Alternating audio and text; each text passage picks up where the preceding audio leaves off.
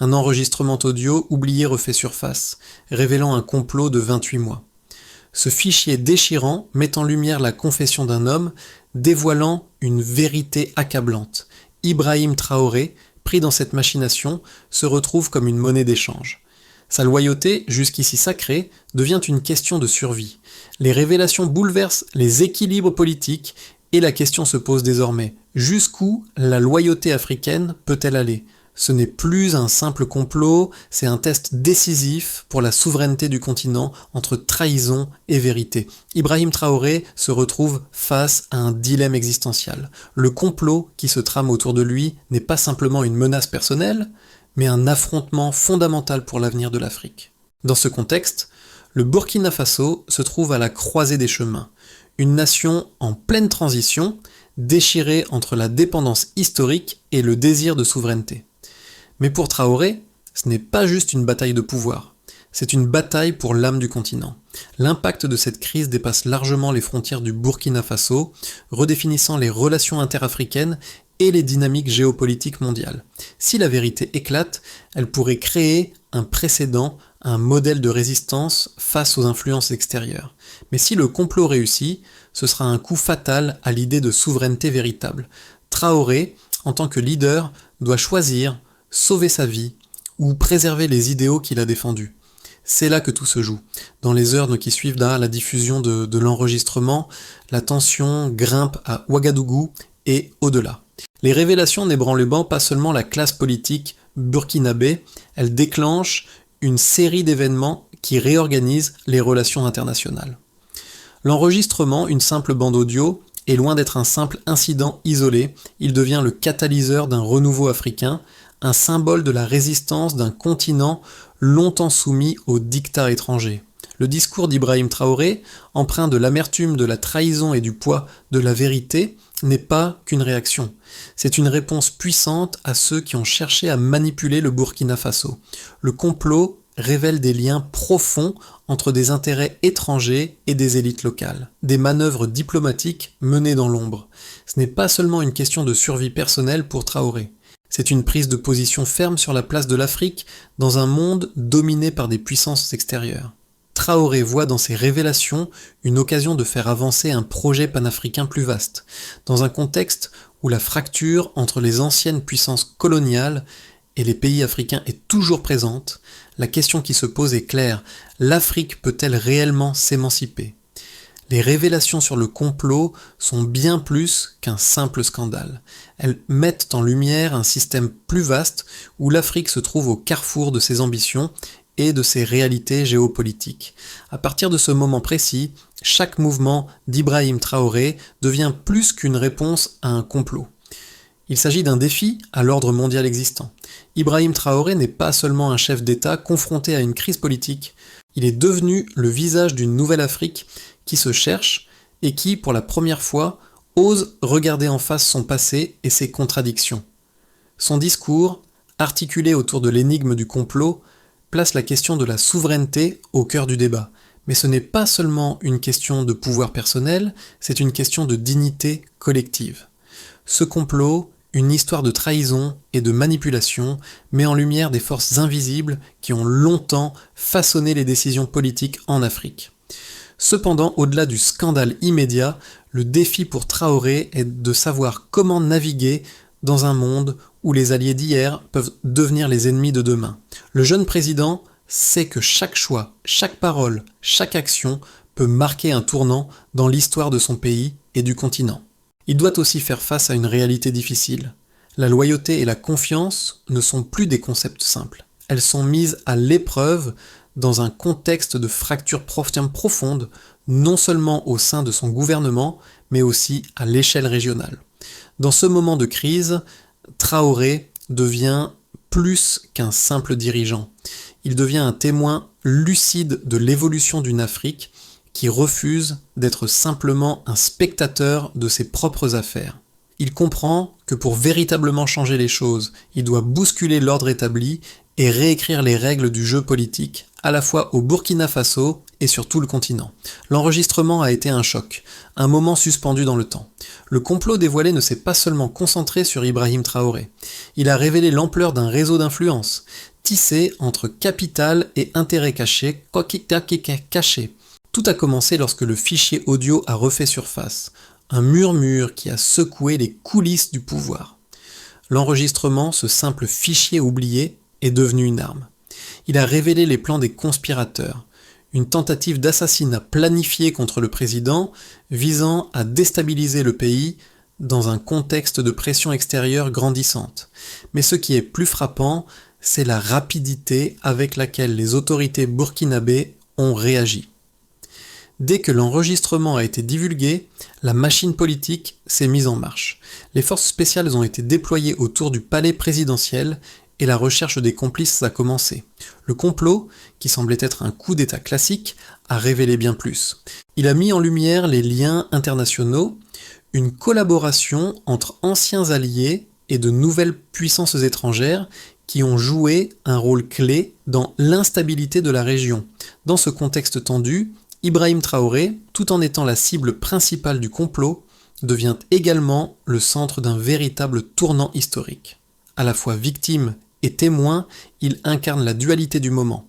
Sa survie devient le symbole d'une résistance à des forces extérieures et internes qui tentent de maintenir l'ordre ancien. Mais le véritable point tournant se produit lorsqu'une simple conversation, une série de révélations à travers les ondes, réussit à réveiller la conscience collective du peuple burkinabé et par extension du continent africain. Les révélations ne concernent pas uniquement les actions des conspirateurs, mais elles portent un message plus large sur l'autonomie et la souveraineté. Ibrahim Traoré se trouve ainsi à la croisée des chemins, non seulement en tant que président, mais comme le visage d'une Afrique qui cherche à se réapproprier son destin. Ce moment où tout bascule est crucial. Il marque la fin d'une ère et le début d'une autre. Alors que l'enquête se poursuit, il devient clair que le complot, loin d'être un simple coup politique, est une réaction violente à l'émergence d'une nouvelle dynamique en Afrique de l'Ouest, où les pays cherchent à se détacher des influences extérieures et à prendre en main leur propre destin. Dans cette phase de l'événement, la question n'est plus seulement de savoir qui a voulu tuer Ibrahim Traoré, mais pourquoi les forces en jeu ont-elles risqué tout un continent pour éliminer un homme. Ce complot, qui aurait pu être une simple page de l'histoire politique du Burkina Faso, devient ainsi un pivot central dans les débats sur la souveraineté, l'indépendance et les influences extérieures. Les révélations du complot ne s'arrêtent pas aux déclarations et aux suppositions. Elles sont soutenues par des chiffres, des faits qui, à eux seuls, parlent plus fort que toutes les conjectures. L'opération Oryx s'est déroulée sur 28 mois, une période pendant laquelle les conspirateurs ont méthodiquement échangé des fonds et mis en place un réseau de contacts à travers plusieurs pays africains. Le premier chiffre qui frappe est celui des millions de francs CFA qui ont circulé entre Abidjan, Lomé et Ouagadougou. Selon les rapports financiers, plus de 20 millions de francs CFA ont été transférés dans des comptes bancaires liés à des sociétés écrans utilisées pour financer des activités secrètes en lien avec le complot. Ce chiffre, bien qu'anodin pour certains, révèle l'ampleur de l'implication économique dans l'opération, un véritable système financier parallèle conçu pour faire tomber un gouvernement. Ensuite, les chiffres concernant les communications interceptées par les services de renseignement africains montrent une réalité encore plus choquante. En tout, 12 messages cryptés ont été échangés entre novembre 2024 et janvier 2025, chacun contenant des informations cruciales sur les étapes de l'opération. Le volume de ces messages a permis de remonter à une cellule de coordination dont les membres ont utilisé des canaux sécurisés pour planifier l'assassinat d'Ibrahim Traoré. Ces messages, interceptés à temps grâce à une coopération interafricaine sans précédent, ont permis aux autorités de neutraliser une partie du complot avant qu'il ne se concrétise. Un autre chiffre significatif réside dans l'évolution des capacités de renseignement des pays africains. En 2023, le Burkina Faso a restructuré son service de renseignement, augmentant son personnel de 60% par rapport à l'année précédente. Cette expansion des ressources humaines et technologiques dans le domaine du renseignement a joué un rôle crucial dans l'identification des menaces internes. Les informations collectées ont permis de prévenir plusieurs attaques, et la création d'une cellule anti-coup, spécifiquement dédiée à l'analyse des menaces internes, est devenue un modèle pour d'autres pays du Sahel. Enfin, un autre facteur décisif a été l'implication croissante des pays africains dans la surveillance électronique. Selon les experts en cybersécurité, le nombre de cyberattaques contre les infrastructures gouvernementales du Burkina Faso a doublé en 2024. Cependant, la mise en place de systèmes de surveillance régionaux, renforcés par la coopération entre les services de renseignement burkinabés, ougandais et ghanéens, a permis de détecter et de neutraliser des menaces cybernétiques en temps réel. Cette capacité de réaction rapide, alimentée par l'intelligence collective des pays du Sahel, est le véritable succès de cette opération. La montée en puissance de ces infrastructures de renseignement n'est pas simplement une victoire pour Ibrahim Traoré. Elle marque une avancée majeure pour toute l'Afrique qui s'émancipe peu à peu des systèmes de surveillance étrangers et prend en main sa propre sécurité. Pour comprendre pleinement l'impact de cette crise, il est essentiel de considérer les arguments opposés à la position d'Ibrahim Traoré. Certains analystes, principalement occidentaux, affirment que cette affaire n'est pas simplement un complot contre un président, mais une tentative délibérée de redéfinir la dynamique géopolitique du Sahel. Selon ces experts, le Burkina Faso et ses voisins, en particulier le Mali et le Niger, poursuivent une politique de coopération régionale qui érode l'influence de la France et d'autres anciennes puissances coloniales.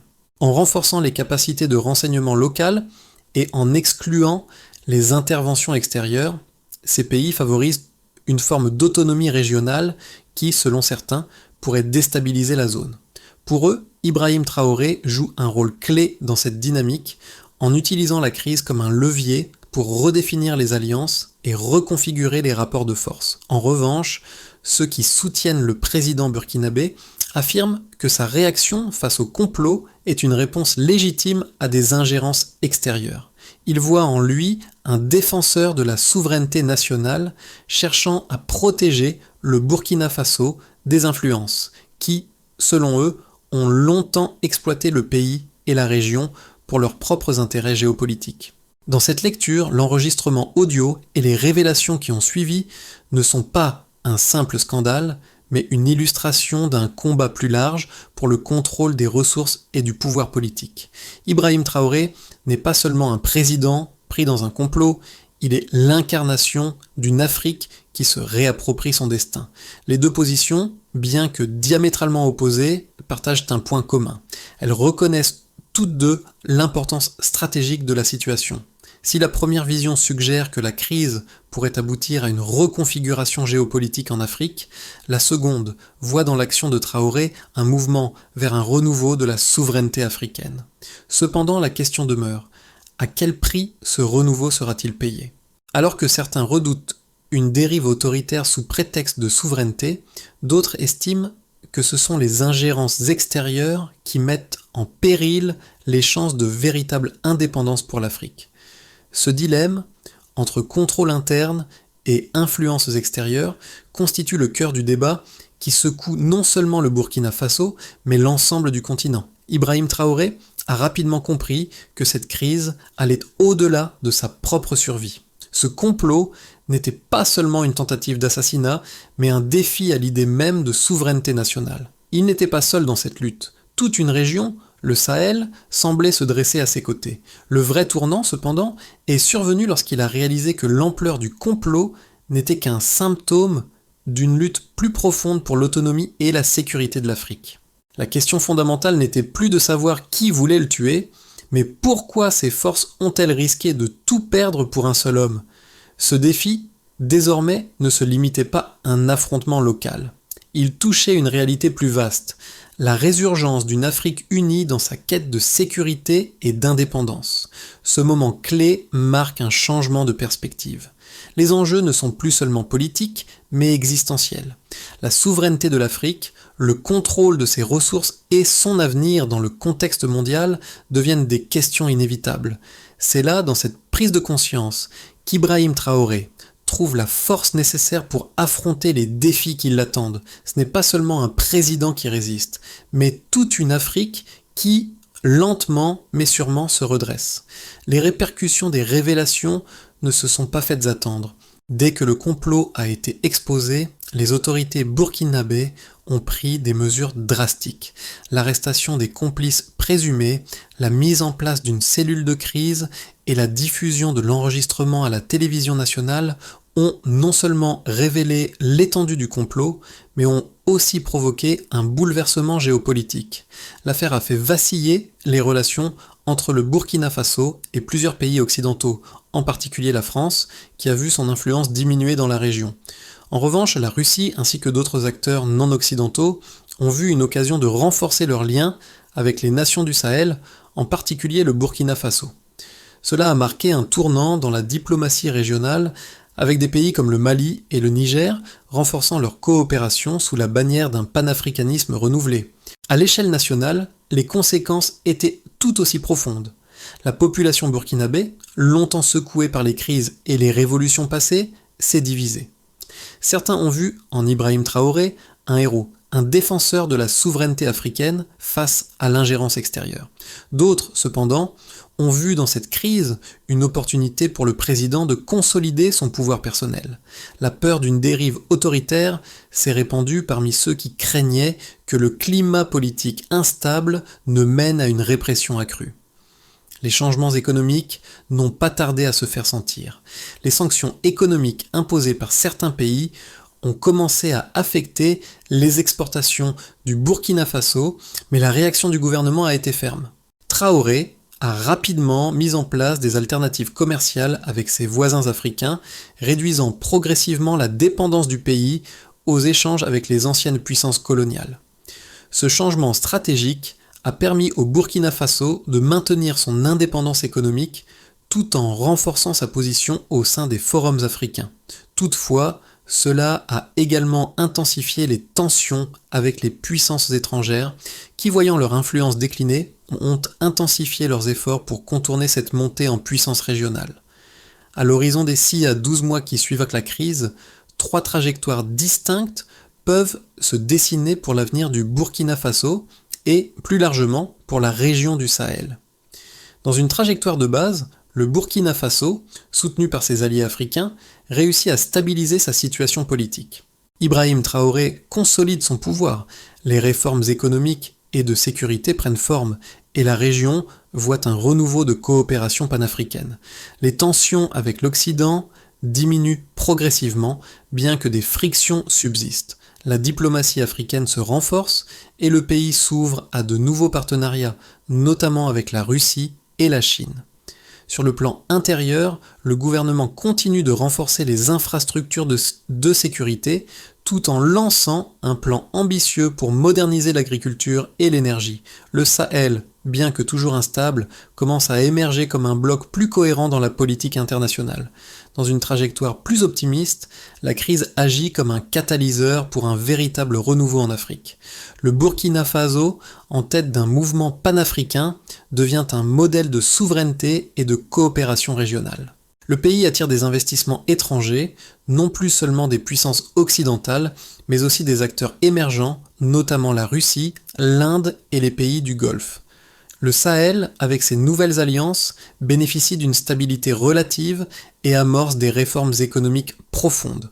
La région devient un laboratoire de nouvelles stratégies de gouvernance où les pays se soutiennent mutuellement pour se libérer de l'influence des puissances coloniales passées.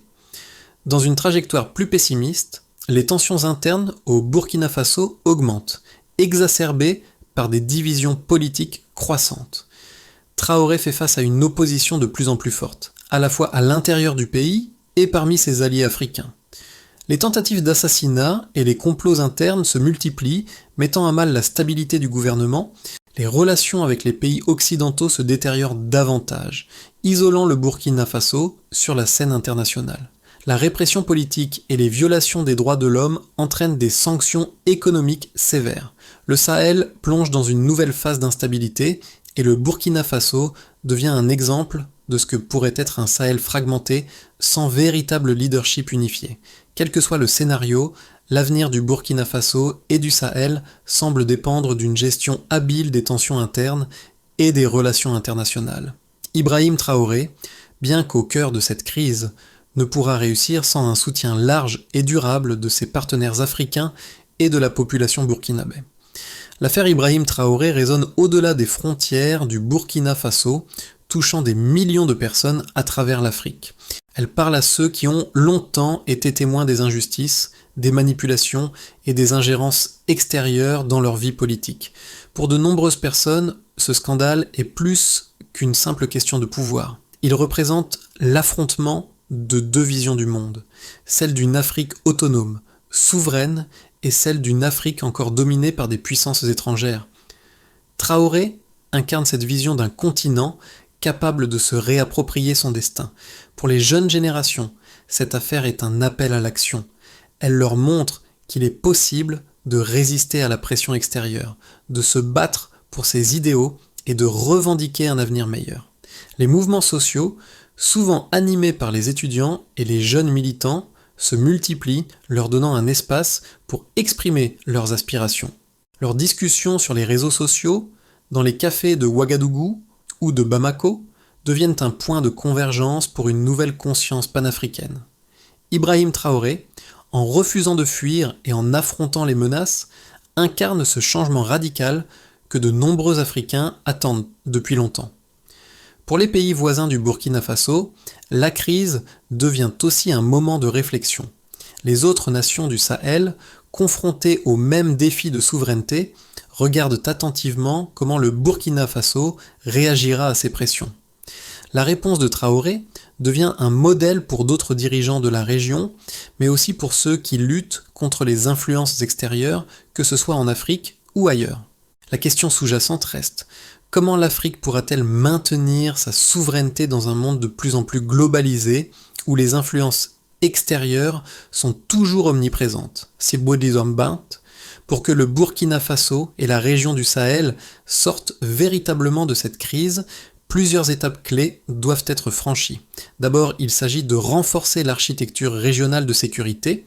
Cela inclut non seulement une coopération accrue entre les services de renseignement des pays du Sahel, mais aussi la création d'une cellule régionale dédiée à la cybersécurité et à la lutte contre l'espionnage.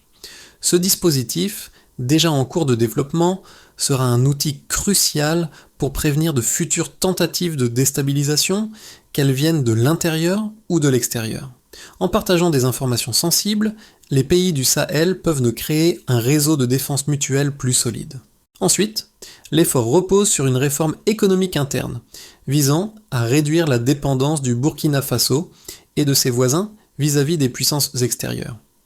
Cela implique un renforcement des infrastructures locales, en particulier dans les secteurs clés comme l'énergie et l'agriculture, pour permettre à ces pays de devenir autosuffisants. La mise en place de partenariats régionaux avec des pays non occidentaux, notamment la Russie, pourrait offrir des alternatives à la coopération traditionnelle avec l'Europe et les États-Unis, qui est devenue de plus en plus tendue. Enfin, il devient essentiel de mener une réconciliation nationale sur le plan politique. Après un tel scandale, il sera crucial pour Ibrahim Traoré et son gouvernement de rétablir la confiance avec les citoyens burkinabés. Cela passera par une série de réformes institutionnelles visant à renforcer la transparence et la responsabilité gouvernementale. Le processus de paix, de réconciliation et de décentralisation sera essentiel pour garantir la stabilité du pays à long terme. Ces mesures ne permettront non seulement de restaurer la crédibilité de l'État burkinabé, mais aussi de démontrer au reste de l'Afrique que la souveraineté peut être préservée sans compromettre les idéaux démocratiques. Au fur et à mesure que la crise d'Ibrahim Traoré s'intensifie, il devient évident que ce n'est pas simplement une lutte pour un homme, mais pour un continent. La fracture entre la dépendance coloniale et la quête de souveraineté résonne profondément dans les rues de Ouagadougou et au-delà. Ibrahim Traoré, dans ses discours et actions, incarne ce défi à un système mondial qui a longtemps cherché à maintenir l'Afrique dans l'ombre. La réponse qu'il donne à ce complot, bien plus qu'une victoire politique, est le symbole d'une Afrique qui se relève. À travers ses choix, son refus de fuir et sa détermination à garder son peuple uni, Traoré renverse les attentes. Ce n'est plus un président face à un complot, mais un homme transformé par le poids de son rôle historique. Et dans cette transformation, une idée émerge. La souveraineté de l'Afrique ne réside pas seulement dans la politique, mais dans la capacité des Africains à forger leur propre destin, à être maîtres de leur histoire. Ce tournant est plus qu'un simple changement de direction. Il marque une prise de conscience collective qui pourrait bien redéfinir l'avenir du continent pour les générations à venir. Le destin de l'Afrique est désormais entre ses propres mains, et chaque voix compte dans ce processus de reconstruction. Ibrahim Traoré a montré qu'une nouvelle ère est possible, une ère où la souveraineté se gagne non pas à travers des discours, mais à travers l'action, la collaboration et le courage. Mais ce n'est pas un chemin facile. Le monde regarde, et l'Afrique doit décider si elle veut suivre le modèle imposé par les puissances étrangères ou créer un chemin qui lui est propre. À vous, citoyens du Sahel, et au-delà, la question reste ouverte. Quelles actions prendrez-vous pour soutenir la souveraineté et la sécurité de votre pays ? Les défis sont nombreux, mais chaque étape vers l'indépendance est un pas vers un avenir plus stable, plus prospère et plus équitable pour tous. Que ferez-vous pour façonner cet avenir ? Si vous le souhaitez, rejoignez la conversation, prenez part à la réflexion et agissez pour que cette révolution, née de la vérité et de la transparence, devienne une réalité pour tous les peuples d'Afrique.